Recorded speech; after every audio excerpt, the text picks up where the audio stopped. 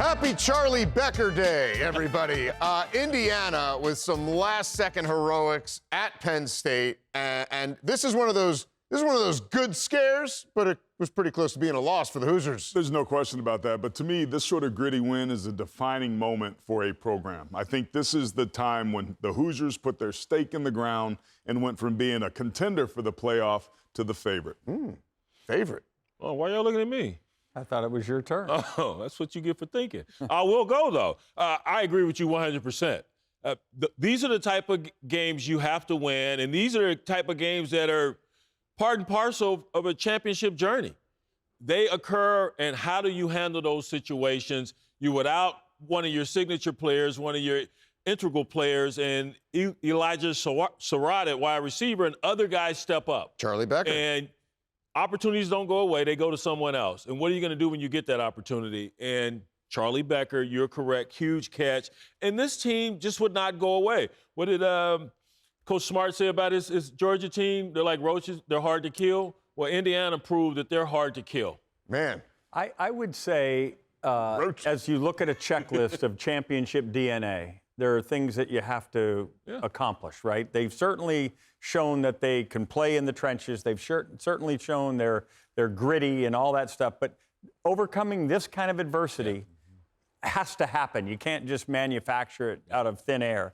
And the ability for a quarterback to have this kind of magic at the end and Cooper to get a foot in bounds and the whole deal, that is going to play great dividends down the stretch. But I prefer in this particular case to focus on the grit on the other side, because those guys could have given up the rope. Yeah. The Penn State team, this was the Penn State game, an Indiana game that we anticipated at the beginning of the season. Sure. This Penn State team came out and played like Penn State, like we are Penn State, right? And that was fun to watch.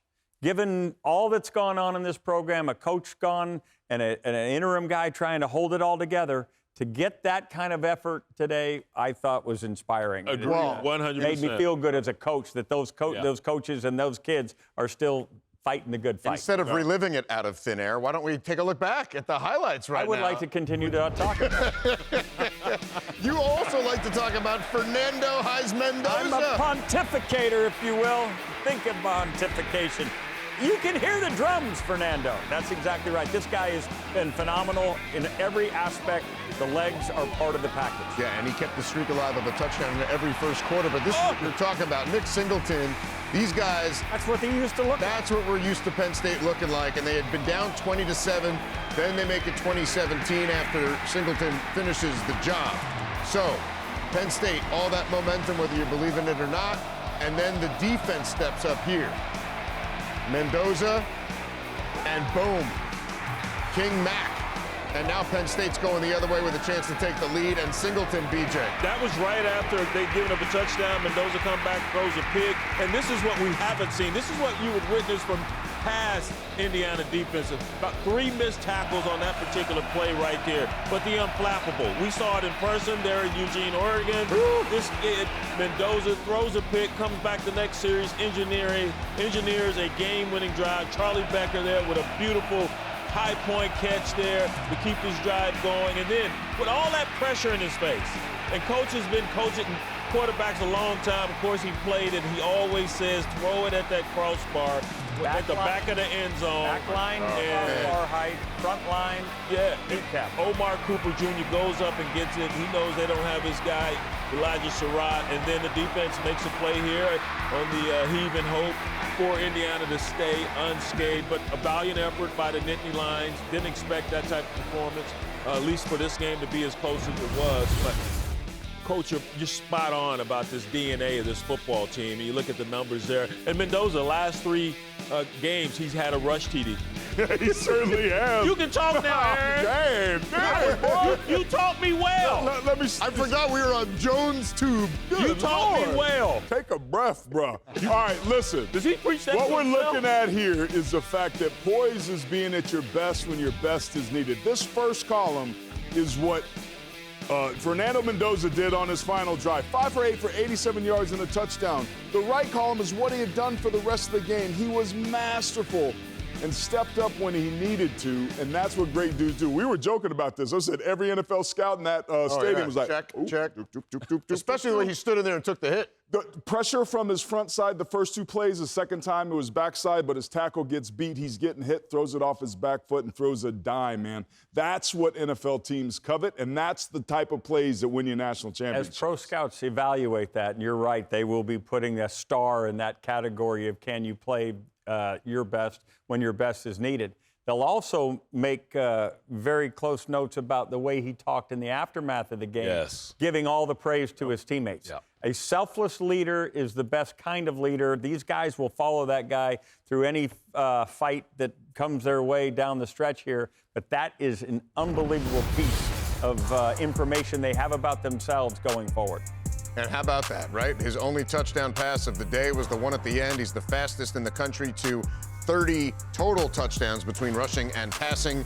And he kept finding Charlie Becker. I mentioned his name earlier. 7 catches coming into the day. He had 7 in this game, filling in for Elijah Surratt. The golden ticket. And Charlie. Mendoza made him even better. Is Mendoza still your Heisman A1? This was the Heisman moment he needed.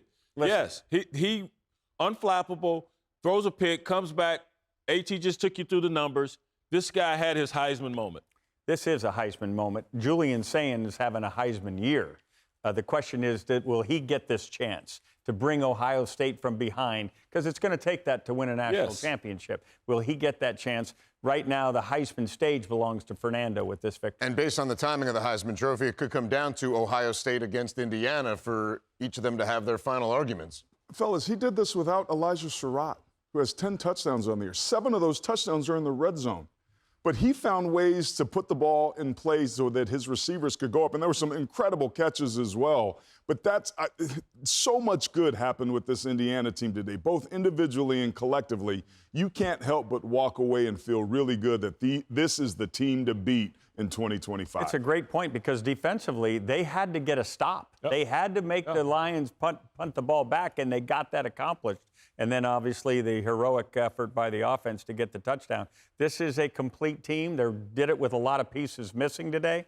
It'll be fun to watch them as they get ready for postseason. And they're used to holding teams under 100 yards rushing. That wasn't the case, but they'll finish with Wisconsin and Purdue with a week off in between them all. I'll say this. One of those pieces that was missing was Drew Evans, their guard. They had to do it without him, and only 1 false start today. Remember how bad the crowd noise was for them in Autzen? They solved that in Death Valley today, and you look at the rest of their schedule, they'll be heavily favored in each of these football games coming up.